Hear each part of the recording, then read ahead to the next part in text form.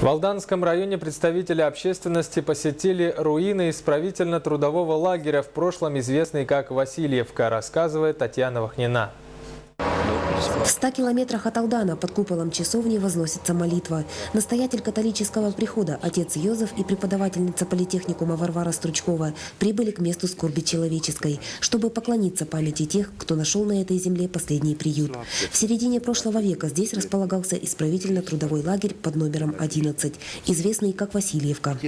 Стараемся всегда молиться, в любое время проезжая через эту территорию, тоже молиться за усопших здесь, но и за тех, которые здесь служили, работали. О Васильевке доступных сведений очень мало, архивы засекречены. Известно, что контингент сидельцев был разнородным.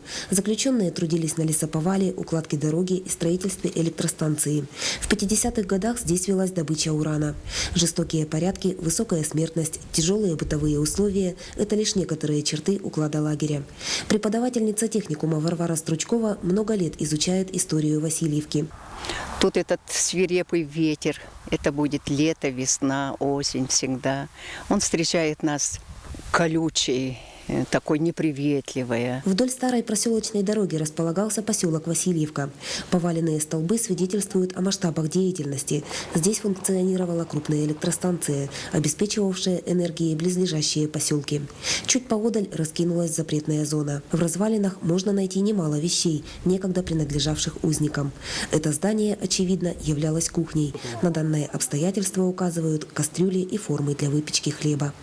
За 2 года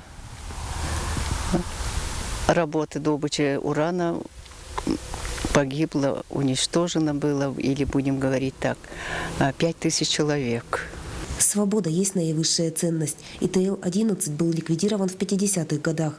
Его руины – точно призраки трагедии огромной страны.